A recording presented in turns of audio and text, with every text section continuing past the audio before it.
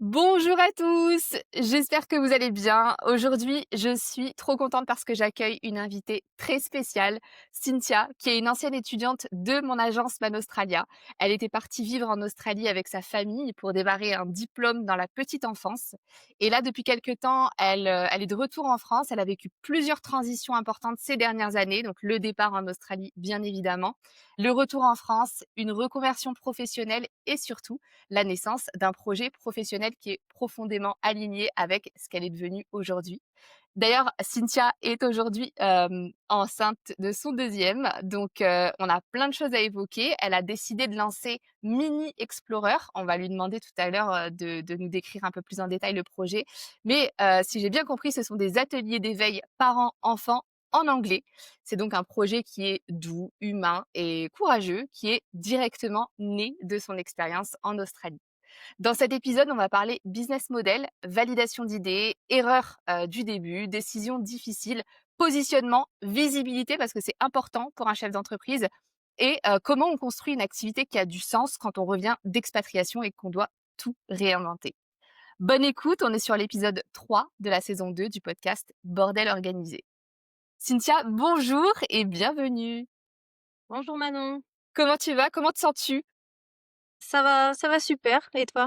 Moi, ça va aussi. Je sais que t'es pas forcément très à l'aise avec la visio, donc franchement, merci beaucoup d'avoir accepté de témoigner aujourd'hui. Il y a pas de souci, ça me fait plaisir. Tu as été, tellement présente pour nous, pour nos départs en Australie. C'est gentil, merci. Bah écoute, on va tout de suite démarrer. Est-ce que j'ai bien expliqué ce que c'était Mini Explorer ou est-ce que tu as d'autres choses à nous dire?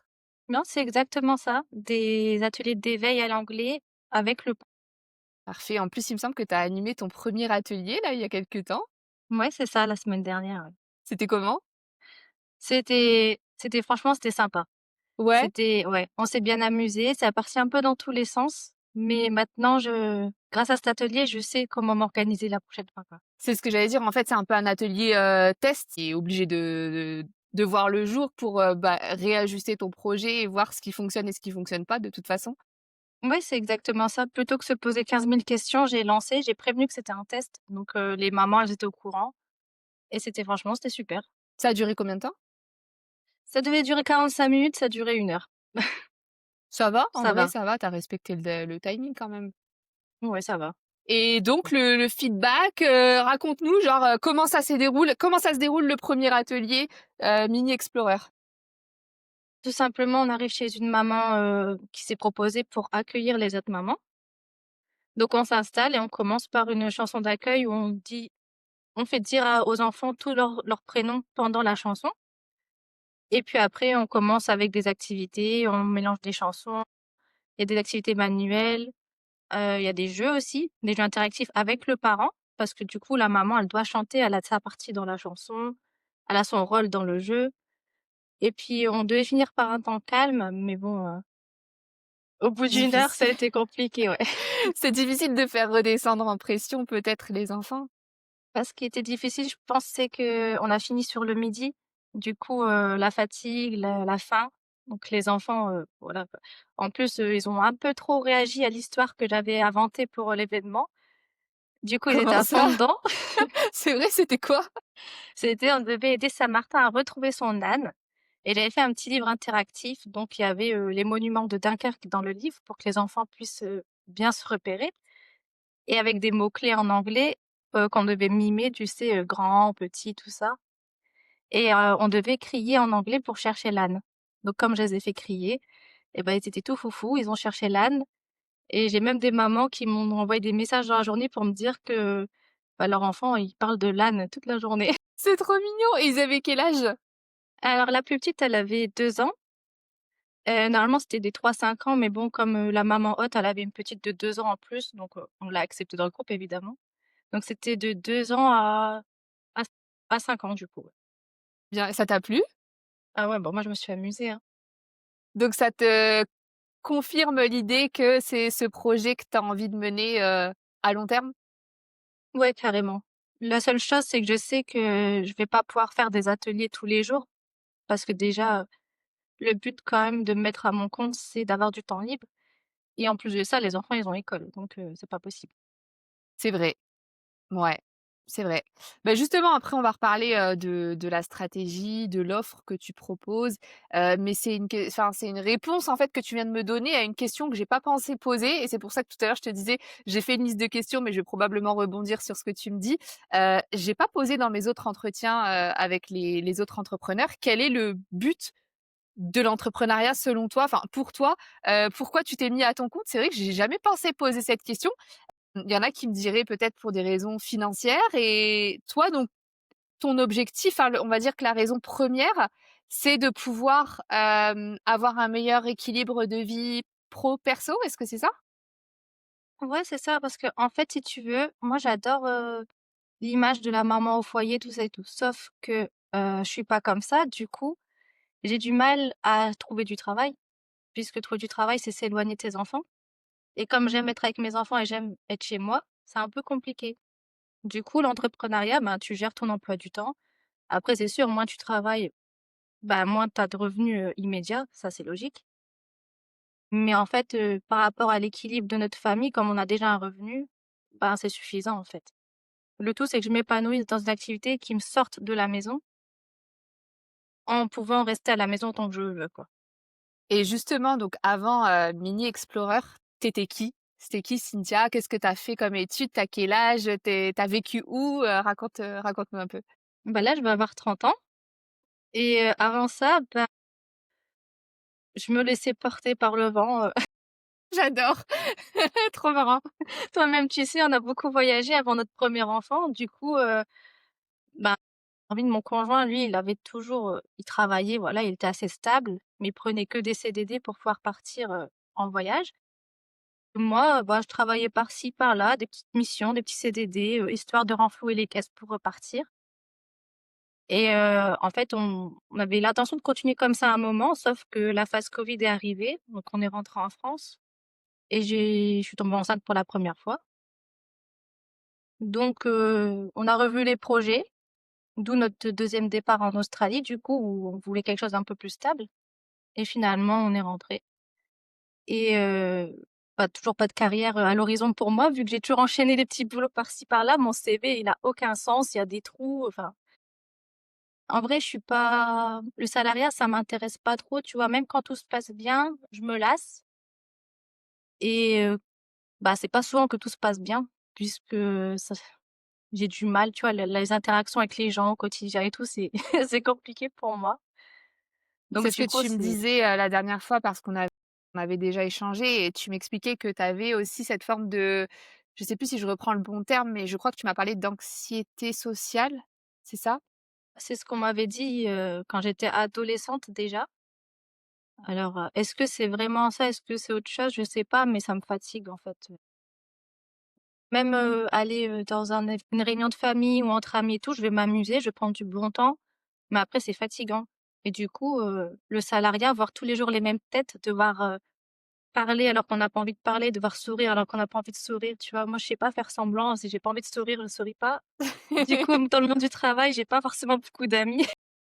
Je me retrouve complètement dans ce que tu racontes parce que c'est vraiment ça et en plus, ça a toujours été comme ça, en fait. Même quand j'étais, à en primaire, je me souviens que j'étais toujours la fille, différente en fait des autres, j'avais pas forcément de alors si j'avais des copines en primaire, je mens, j'avais des copines, mais après au niveau de la troisième, ça a commencé alors au lycée, je t'en parle même pas. Au lycée, c'était très compliqué pour moi d'avoir des copines stables et de tu vois, genre je voyais, toutes les filles qui faisaient, des sorties le samedi après-midi, elles allaient se promener à Dunkerque et tout, entre copines. Moi, pas du tout. En plus, ça n'arrangeait pas trop la chose parce que j'habitais dans la campagne, à Onskotte, donc c'était toujours galère pour aller en ville et je pense qu'en fait, je me suis un peu éloignée comme ça et là, alors en vieillissant, ça n'arrange pas les choses parce que j'ai encore moins de vie sociale sociale ou sociable? Je sais jamais comment on dit ce mot, vie sociale. Et là, bah, typiquement, on a été, par exemple, samedi soir manger au resto avec des gens, enfin des amis à mon conjoint et franchement, j'avais qu'une hâte, à 23h30, c'était de rentrer chez moi, quoi. Mais alors, tu vois, je suis contente de sortir, je suis contente d'aller voir des gens, de discuter avec eux, mais après c'est bon. J'ai ma jauge, quoi, tu vois? Ouais, bah, ouais, c'est ça, ouais. Moi, carrément, je propose d'inviter des gens et au bout d'un moment, on voit dans la soirée, je suis déconnectée, quoi, bah, parce que c'est bon, mon Ça y est énergie, elle a été vidée. Maintenant, on va manger le dessert et puis voilà, quoi. et vous allez rentrer chez vous. Ah ouais, non, mais grave, mais franchement, c'est trop ça et en plus, là, par exemple, tu vois, on était dans un restaurant festif, tu sais, c'est un peu à la mode les restos où tu as, un DJ à partir de 22:00 et il monte le son et 23:00, tu t'entends plus parler, minuit, tout le monde danse et cetera. Enfin, en tout cas, ici sur Aix, c'est comme ça existe, tu vois? À Dunkerque, je crois pas qu'il y en ait, mais ici, il y en a beaucoup et alors de on est arrivé à 20:00 jusque 22:00, on s'entendait discuter et après 22:00, bah, tu t'entends de moins en moins parler puisqu'il y a de plus en plus de bruit, de monde, des gens qui boivent et cetera. Et en fait, au bout d'un moment, bah, du coup, tu peux plus parler avec les gens qui est en face de toi. Bah, moi, je vois pas l'intérêt d'être là à rien faire, quoi. Donc, je faisais genre, je devais aller aux toilettes. Je me suis dit: «Mon copain, il va comprendre que, il faut qu'on rentre chez nous» et en fait, non, il comprenait pas et au bout d'un moment, il me fait: «Bah, qu'est-ce que tu as? Tu as une drôle de tête». Bah, ouais, ouais, je suis plus là, en fait, tu vois? J'ai plus envie d'être là, j'ai envie de rentrer chez moi. Enfin, ça sert plus à rien, on s'entend plus parler. Toujours est-il que je me retrouve complètement dans ce que tu dis et c'est aussi, je pense, une des raisons pour lesquelles j'ai choisi l'entrepreneuriat et j'ai gardé, l'entrepreneuriat alors que j'ai eu quand même des sacrés bas l'année dernière où j'ai voulu repartir dans le salariat. Toi, pour toi, c'est plus envisageable le salariat? Tu vas essayer de vraiment te focus et tout donner pour, cette entreprise? Ouais, ouais, carrément, je vais essayer parce que le salariat, bah, en plus, je trouve même pas de métier qui m'intéresse sans repasser par la case formation et j'en ai un peu ras-le-bol de commencer des études dans quelque chose et arrêter ou obtenir un diplôme et qui me serve à rien. C'est fatigant. Et justement, tu es pas rentré dans le détail, mais je voudrais bien que tu racontes un peu, moi je connais ton histoire, mais ceux qui nous écoutent non. Comment qu'est-ce que tu as fait en Australie, on va dire la première fois et la deuxième fois et comment tout ça, ça a permis de créer Mini Explorer? La première fois qu'on est allé, c'était en 2018, donc c'était un road trip. Donc là, ça nous a permis de vivre autrement et de lâcher prise sur plein de choses parce que moi, je suis une grande stressée et du coup, je le suis encore, mais beaucoup moins qu'avant le road trip parce que, bah, tu vis autre chose, quoi, tu découvres autre chose et ma première impression, si on revient sur le thème des enfants, c'est qu'en Australie, c'était des enfants rois qui faisaient, strictement ce qu'ils voulaient, qui avaient pas d'éducation parce que les enfants, on les voit à la bibliothèque, ils grimpent sur les étagères littéralement, c'est pas une façon de parler, quoi. Et puis là, quand on est retourné du coup, je sais jamais dire si ça fait 1 an ou 2 ans. Non, ça fait 1 an qu'on est rentré. Je crois que vous m'avez, contactée en octobre 2023 parce que moi je m'apprêtais à venir dans le sud donc je me souviens que c'était, pendant mon déménagement qu'on était en contact. Donc octobre 2023 et il me semble que vous êtes arrivés en Australie en début 2024 et vous avez quitté l'Australie, 10 mois plus tard, je crois. Ouais, bah, c'est ça, on est parti fin décembre, 2023 du coup, l'année 2024 en Australie du coup. Et on t'a contacté pour que je fasse des études dans la petite enfance parce que comme j'ai entre 2 j'ai eu mon propre enfant, ben, forcément je voulais, comme beaucoup de mamans, apprendre ce qui était le mieux pour, notre enfant. Donc du coup, on t'a contacté, on est parti et de là, j'ai compris qu'en fait, c'était pas que c'était des enfants rois, les Australiens, mais simplement que l'éducation est menée par le jeu et menée par l'enfant. On suit les intérêts de l'enfant et ce qui est un peu risible en France aujourd'hui, là, l'éducation positive, tout ça et tout, que c'est un peu la phase où il y a eu tout le monde qui était d'accord, maintenant plus personne n'est d'accord, tout le monde en a ras-le-bol. Bah, là-bas, en fait, ça fait partie de leur mode de vie. Donc oui, ils reprennent un peu leurs enfants et tout ça, mais par rapport à un Français, c'est rien, quoi. Très laxiste, vis-à-vis des C'est enfants là. beaucoup plus laxiste, ouais. Par exemple, j'ai encore cette image, qu'il avait beaucoup plu, parce qu'on était en hiver et ce jour-là, il y avait un petit rayon de soleil et une grande mare, sur un parking, quoi. Il y avait une grande crevasse et je voyais une maman qui était comme ça, qui se tenait la tête avec les mains et je me dis: «Mais qu'est-ce qu'elle fait?» Et en fait, je regarde un peu plus loin, donc dans la grande crevasse qui était remplie d'eau boueuse. Bah, les enfants qu'ils avaient, leurs bottes en caoutchouc et leur maillot de bain et ils étaient en train de jouer dans l'eau, quoi. C'est Je me terrible. dis: «Ah ouais», je dis: «C'est dément pour les enfants». Ils s'amusaient, tu vois? Ils s'amusaient avec leur environnement. La mère, elle les regarde jouer. Il y avait pas de téléphone dans la main, tout ça et tout, tu vois? Je Donc sais toi, pas, ça je t'a trouvais plu? ça ouais, Ça t'a plu l'éducation positive? j'aurais aimé faire ça avec mon fils. Sauf que non, je peux pas le laisser jouer dans la boue, mais j'aurais Bah aimé non! j'aurais aimé avoir, ce toupet de me dire, «C'est pas grave», mais bon, moi, en tant que Française, j'ai pas vu que la boue, j'ai vu la possibilité de serpents et tout ça qui se cachent dedans. Voilà, les Australiens, ils ont pas peur des serpents, ils ont pas peur des requins et tout ce qui va avec, quoi. Ouais. Ouais, ouais, c'est leur environnement et donc il me semble aussi que tu as fait, pendant ton année, donc c'était un certificat 3 dans la petite enfance. En anglais, ça se traduit comment déjà? C'était, Early Childhood in Care. Voilà et je le savais, mais je voulais te laisser parce que je sais que tu as un meilleur accent que moi. C'est donc Early Childhood. Voilà et voilà et donc pendant cette année, donc c'était 9 mois, tu as obtenu ton diplôme, ton certificat 3 ou pas pour finir? En fait, la théorie, j'avais tout obtenu. J'avais même fait, tu sais, les premiers secours, tout ça et tout. C'est juste que j'ai pas validé le dernier stage parce qu'on est rentré avant la fin du stage. D'accord, OK. Donc justement, tu as fait quand même, un «stage en entreprise» entre guillemets. Tu as eu une expérience professionnelle dans la petite enfance en Australie? Oui, bah, en fait, j'avais 3 jours d'école et les autres jours, je travaillais en intérimaire, donc ça pouvait être une journée, comme ça peut être 2 ou 3 jours, en fait, de travail. Mais j'étais affectée à un daycare dans lequel je travaillais, aussi bien avec, je changeais de salle, je faisais les 0-2 ans ou les toddlers, après les kindy, j'ai fait tous les âges. D'accord, OK et donc daycare, c'est quoi? C'est une crèche? Pour eux, c'est la crèche, mais c'est plus, comme les jardins d'enfants à l'ancienne. OK, OK, d'accord et donc ensuite tu es rentrée en France donc fin de non même pas fin 2024, je sais plus exactement quand, juillet? Non, non, en novembre. Là, Novembre? ça fait 1 an, il y a quelques jours. OK. Donc novembre, tu es rentrée en France et tu as bossé pendant cette année de retour en France, à part, du coup sur ton projet? J'ai bossé sur d'autres projets, mais dans le salariat, non. En OK. fait, je suis rentrée avec une promesse d'embauche orale, et finalement, on me l'a mise à l'envers. J'ai quand même continué de chercher un petit peu et en fait, ça me saoulait, en fait, Ouais me et dire puis de mettre mon enfant en périscolaire, à l'école, repériscolaire, aller le chercher, je me suis dit: «Oh, c'est bon». mmh mh.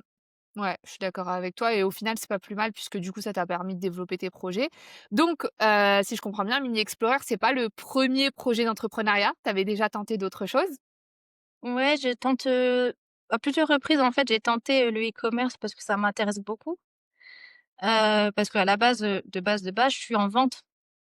Donc voilà, donc le e-commerce forcément ça m'intéresse, mais bah, tout seul c'est compliqué en fait, comme j'ai tendance à partir dans tous les sens, il y a trop de choses à faire, il me faut un projet plus humain, où je peux me focus sur quelque chose que je maîtrise un minimum. Avant d'avoir ton premier enfant et avant de faire tes études dans la petite enfance, tu déjà les enfants? Heu, Avant d'avoir mon enfant, non, pas tellement. OK, c'est rassurant.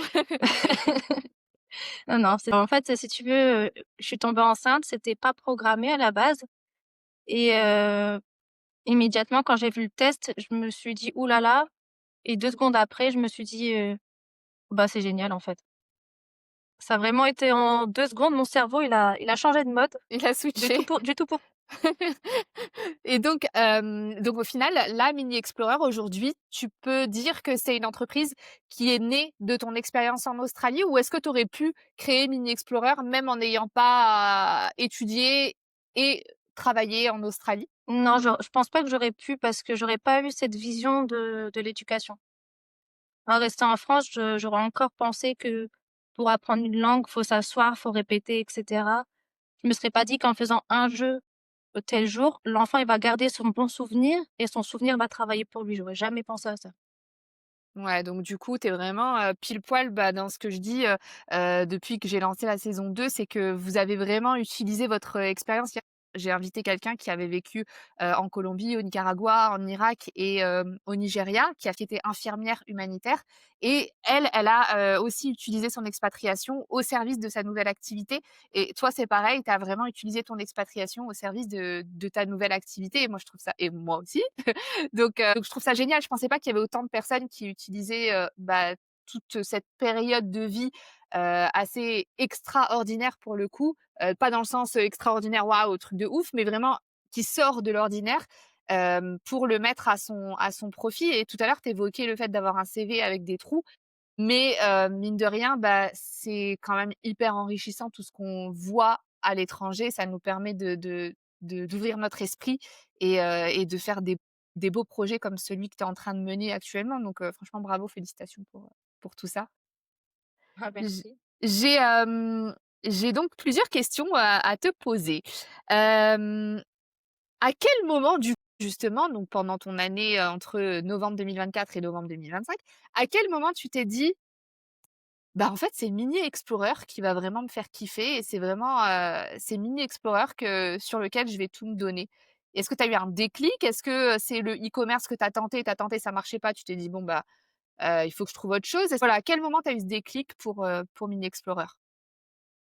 J'ai envie de dire que j'ai eu le déclic 48 heures avant de lancer le projet. Génial! En fait, Raconte-nous. quand on est rentré, comme j'ai dit, j'avais cherché un petit peu du travail par-ci par-là, tout ça et c'est Marvin qui m'a dit, «Pourquoi tu fais pas des ateliers d'anglais, tout ça et tout avec les enfants?» parce que, bah, ça me manquait en fait ce lien, que j'avais avec les enfants en Australie et du coup, il me dit: «Tu parles bien anglais». Moi, tous mes amis rêveraient que leurs enfants apprennent l'anglais et cetera. Donc pourquoi tu fais pas ça? Et j'avais dit: «Ah ouais, c'est super», donc on en a parlé et en fait, arrive au moment où je dis, en fait, dans la conversation que, je voulais faire ça chez les gens et là, Marvin me dit: «Ah ouais, mais je sais pas si les gens, ils voudront bien, accueillir parce que c'est des enfants, il y a du mouvement, tout ça et tout». Un peu style réunion du Tupperware, tu vois? Et du coup, j'en parle, à ma mère qui me dit la même chose. J'en parle à des amis qui me disent la même chose. Je me dis: «Bon, ben, ça fait beaucoup», tu vois? S'il faut commencer, à avoir un local alors que j'ai pas de budget de départ, en fait. Donc s'il faut un local, s'il faut faire plein de trucs et tout, ça faisait trop d'obstacles dans ma tête, c'était pas possible. Donc j'ai laissé l'idée de côté et j'ai essayé le e-commerce, tout ça et tout et puis, bah, à un moment donné, avec la grossesse, j'étais fatiguée. Du coup, le e-commerce qui commençait pas à marcher, mais je commençais à bien comprendre le fonctionnement, tout ça et tout. Avec la fatigue, tout s'est écroulé, en fait et du coup, quand je me suis remise, j'avais plus la tête à ça et je vais chercher mon fils à l'école et puis encore une fois, j'entends dire: «Ouais, ils font pas d'anglais. On nous avait dit qu'ils feraient de l'anglais à l'école, finalement ils en font pas» et du coup, je suis rentrée à la maison et je dis: «Bah, vas-y, je vais faire mon truc». Donc j'en ai reparlé à Marvin, une soirée et lui, il m'a soutenue à fond pour le coup, mais il savait pas que j'allais le faire chez les gens, du coup, j'avais pas dit et puis Tu voilà, avais gardé j'ai ça en tête, mais en fait, malgré ce ouais, que ton entourage te disait, bah, tu as quand même été au bout et au final, il y a des familles qui sont OK pour accueillir, des enfants et des parents chez eux. j'ai eu plus de demandes que j'aurais pensé en si peu de temps parce que le lancement, je l'ai vraiment fait vite, sans pub, sans rien et j'ai des retours donc c'était génial. Et donc le lancement, tu l'as fait quand? J'ai pas la date précise en tête, mais en fait, c'était avant les dernières vacances et en Vacances, fait, d'octobre, je crois? Il y a eu ouais, des vacances en c'était les ouais, donc vacances c'est assez d'octobre. récent, en fait, que tu as lancé le projet? Ouais, ça fait moins d'un mois, ça fait un mois, je crois, que j'ai commencé à le dire sur les réseaux et en fait, tout de suite, je me suis imposé une date pour faire un atelier test parce que du coup, comme je suis en fin de grossesse et que mon premier il arrivait un mois à l'avance, je me suis dit: «Je prends mes précautions pour pas, devoir annuler le l'atelier» et puis voilà quoi, tout s'est enchaîné. Et tu as commencé par quoi? Un site internet, un compte Insta, tu as fait quoi? J'ai commencé par, Insta et Facebook, sauf que Facebook, c'est pas trop ma tasse de thé, donc j'ai du mal à l'alimenter, mais ça n'empêche que ça a permis, beaucoup de partage au début. Tu peux lier ton compte Instagram à Facebook, en fait. Ce que tu postes sur, Insta, ça Oui. se relaie sur Facebook. Tu as fait ça? Bah, c'est ce que j'ai fait, mais comme je suis habituée à Insta, heu, c'est plus simple pour moi de me livrer, de dire des choses sur Insta que sur Facebook, j'y arrive pas. Donc sur Facebook, c'est vraiment, on va dire la vitrine, tu vois? Où je mets Ouais. les infos, tout ça et tout. Il y a pas de partie coulisses, tout ça. Et au niveau justement de la stratégie, donc de Mini Explorer, c'est quoi? Comment tu veux faire pour atteindre, bah, des clients, en fait? Là, c'est ce que je suis en train de voir parce que du coup, j'ai fait l'atelier test, j'attendais de voir les retours pour savoir si ça fonctionnait et là, du coup, j'ai la fin de ma grossesse et début de l'année prochaine pour mettre en place toute la stratégie parce que forcément, je veux faire des ateliers à domicile Mais l'objectif, c'est aussi d'avoir un revenu à côté, tu vois? Pas que du présentiel, parce que si je fais que du présentiel, je vais pas obtenir le revenu auquel je m'attends. Quand tu dis faire du présentiel, c'est faire des ateliers comme tu as fait, samedi matin, c'est ça? C'est ça. Et donc ça, quand tu feras des ateliers, hem, qui te paye alors? Comment ça fonctionne? C'est les parents, tout simplement. En fait, ils réservent leur place, ils paient leur place. Et même, la le parent qui accueille, il paye le même prix? Non, le parent qui accueille, pour lui, c'est carrément offert, en fait. D'accord, Ouais. Parce que OK. du coup, il accueille, c'est un gros effort d'accueillir du monde chez lui et en plus de ça, ben, c'est aussi pour le bouche à oreille parce que du coup, d'autres parents vont vouloir accueillir. C'est une manière pour eux, bah, d'essayer gratuitement. C'est un échantillon, en fait, pour eux, donc C'est génial. Et tu t'étais rendu compte que c'était une stratégie, trop bien ou? trop bien, non, mais je me suis dit que c'était important parce que, bah, en soi, je fais ça, oui, pour avoir un revenu, mais je fais surtout ça parce que j'aime vraiment partager les notions d'anglais, être avec les enfants et cetera. Donc pour moi, c'était important qu'il y ait le plus de personnes possible qui puissent participer. Donc les tarifs, ils sont pas élevés et quand on peut offrir quelque chose, on offre quelque chose, quoi. Non. Et tu disais un revenu supplémentaire, c'est-à-dire tu comptes, faire quoi comme offre, en plus des ateliers? Mmh. Ça, je sais pas trop encore, en fait. J'ai des idées, mais c'est pas encore tout à fait clair. Je me dis que si je me tourne, vers les pros de la petite enfance, je peux faire des stages ou une formation en ligne pour, apprendre, à éveiller à l'anglais, on va dire. Tu sais, dans les crèches, tout ça et tout, ou même pour les assistantes maternelles pour qu'elles incluent de l'anglais dans leur temps avec les enfants. Et sinon, tout simplement, essayer de faire une chaîne YouTube parce que j'ai toujours voulu faire une chaîne YouTube, mais bah, tu le sais, j'ai du mal. Du coup, il me faut du temps, il me faut de la préparation et cetera pour me lancer. Là, ces prochaines semaines, je vais sonder un petit peu mon entourage, mes réseaux sociaux, voir ce que les gens, ils préféreraient. Est-ce que ce serait utile pour eux d'avoir une chaîne YouTube pour faire de l'anglais à la maison avec leurs enfants? Est-ce que des professionnels de la petite enfance seraient intéressés pour être formés, à la pédagogie, on va dire, à l'australienne? On verra. OK. Justement, bah, ça me permet de rebondir. Tu me disais, que tu avais du mal à montrer ton visage, que tu te sentais pas forcément à l'aise. Est-ce qu'il y a d'autres freins que tu as relevés, d'autres problématiques, d'autres freins à ton business? C'est le plus gros et ensuite, il y a non, pas vraiment. Moi, je dirais que c'est vraiment le seul gros frein. Après forcément, il y a les baisses de motivation, tout quand on n'est pas encore lancé. On sait jamais si, les gens ils vont être on sait jamais si on va capter l'attention, si les gens vont vraiment être intéressés ou quoi. Donc forcément, par exemple, si quelqu'un annule, bah, ça met vite un coup au moral, on a vite envie d'arrêter. Mais sinon non, c'est vraiment, la caméra qui me bloque le plus. C'est vrai? C'est ouf, hein, quand même. C'est dingue, je pensais pas, mais en vrai, il y a énormément de personnes qui ont du mal avec la caméra et pour lesquelles ça paraît pas naturel, heu, qui refont 50 fois leur story et tout ça, c'est vraiment fou. C'est dommage parce qu'en plus ça fait perdre du temps, quoi. Alors que vous connaissez votre sujet. Bah, ça fait perdre du temps, ça fait perdre des opportunités et puis des fois tu vois les vidéos de certaines personnes, tu dis: «Bah, une vidéo comme ça, je peux le faire». Mais en fait, c'est plus dur, à faire qu'à dire qu'à Est-ce que tu connais le syndrome de l'imposteur? oui, oui, ça je l'ai sur tous les autres projets que j'ai déjà tentés, je l'avais eu et là, au début du projet, avant de le lancer, je l'avais un petit peu et en fait, c'est quand, je parle à mon entourage, ils me disent que j'ai pas à l'avoir parce que j'ai un niveau d'anglais largement suffisant pour faire ça, en fait, donc Et ça va. quand tu vas voir les mamans à l'école de ton fils, tu oses parler de ton projet ou tu bégayes? Aux mamans avec qui je suis devenue amie, bah, voilà, j'en parle, mais j'en parle pas encore ouvertement. J'ai fait un gros effort, j'en ai parlé, à la maîtresse de mon fils,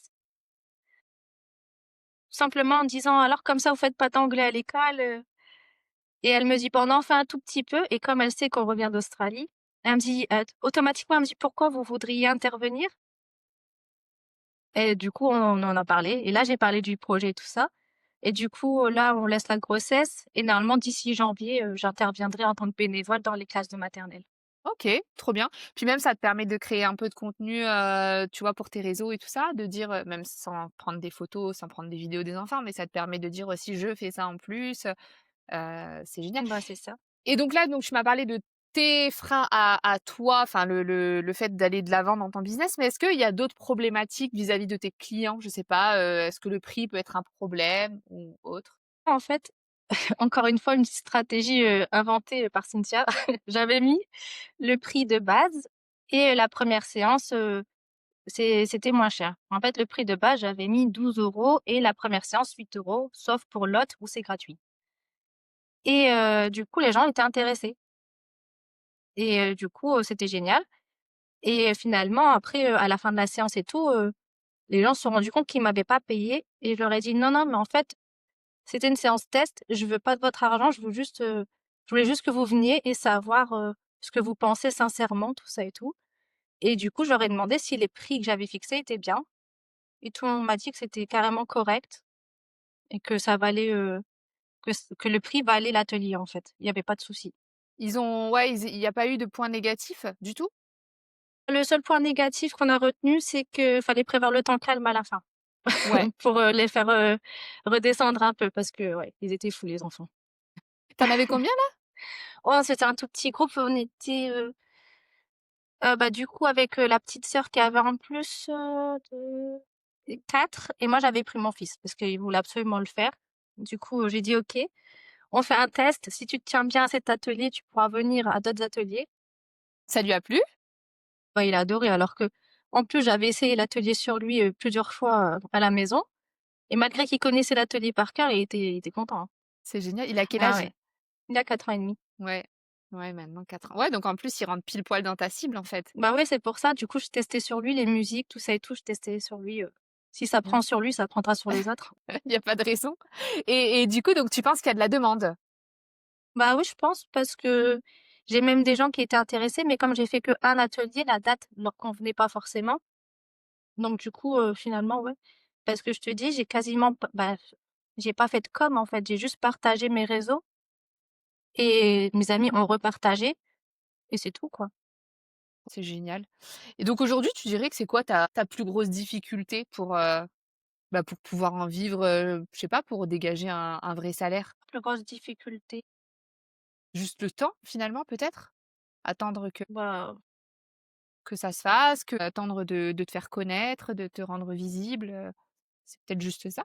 la visibilité, ça va être compliqué, c'est sûr.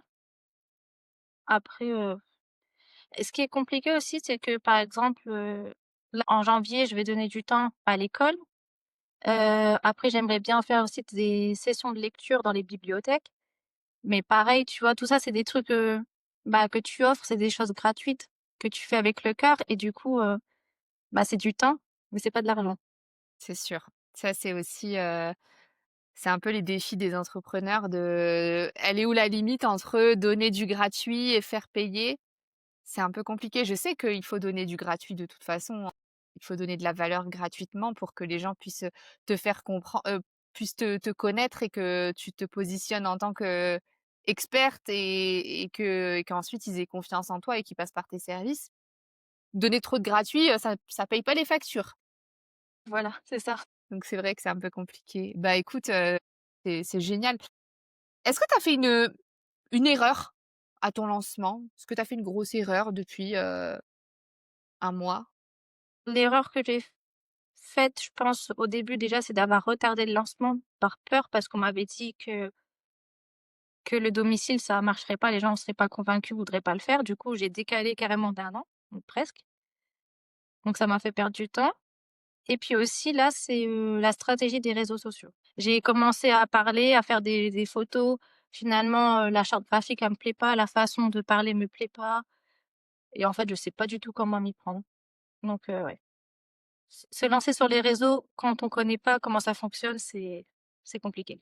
C'est le positionnement, ton image de marque, ton personal branding et cetera, c'est Ouais, ça qu'il faut que tu travailles? c'est ça. Ouais. Mais comme j'ai du mal à me mettre en avant, c'est encore compliqué. Mais après je pense qu'au plus tu travailles, au plus tu prends confiance en toi, au plus, tu vas faire d'ateliers, au plus tu vas maîtriser encore, davantage ton sujet, au moins tu auras de difficultés à prendre la parole, je pense. Oui, bah, de toute façon, je me force, hein.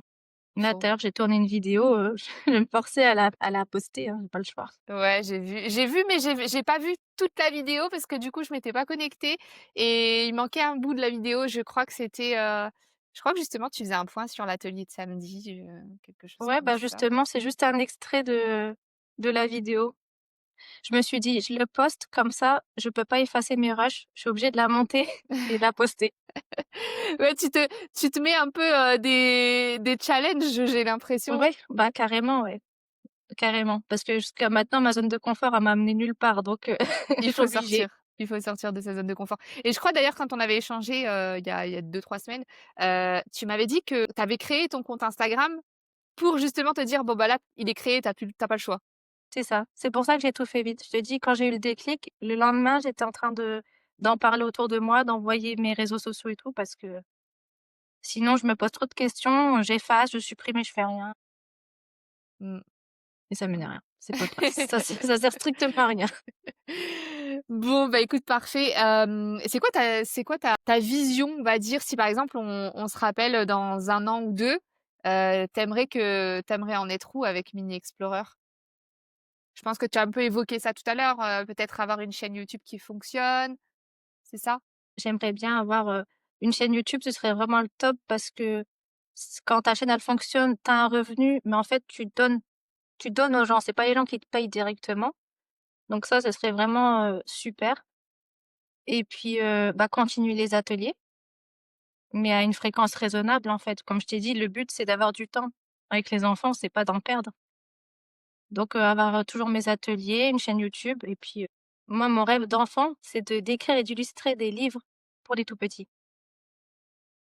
Donc j'en avais fait un petit avec Canva, tout ça et tout, pour mon atelier.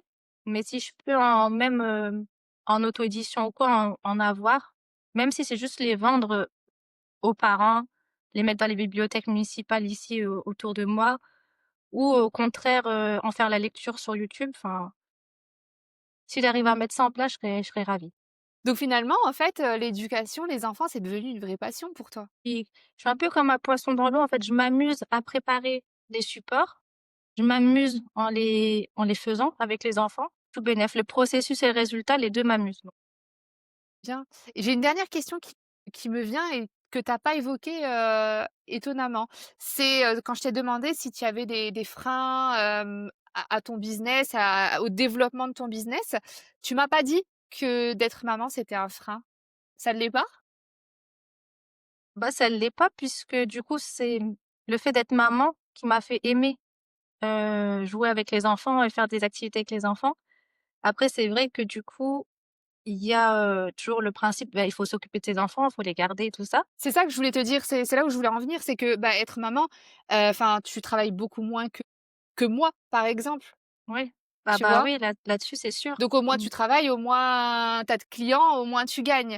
Donc est-ce que ça c'est pour toi c'est pas un frein que d'être maman? Tu arrives à t'organiser, tu arrives quand même à te dire, «Je travaille de telle heure à telle heure», enfin tu as une organisation ou tu travailles quand tu as du temps de libre, par-ci par-là? Alors, j'essaie de travailler au moins 1 heure par jour les jours d'école. Le mercredi, je sais que c'est mort. Le week-end, c'est mort. Mais sinon, ouais, la semaine, j'essaie de travailler au moins 1 heure et en fait, souvent, bah, tu débordes 1 heure, 2 heures, et en fin de compte, la plupart du temps, je travaille à part pour, les sorties d'école. Sinon, la plupart du temps, je travaille sur le projet. Mais là, ce qui est dur, c'est pas d'être maman, c'est d'être enceinte. Eh oui, Parce que les énergies, elles fluctuent et quand tu es enceinte, c'est 10 fois pire. tu es censée accoucher quand? Normalement, le 31 décembre. Ouf!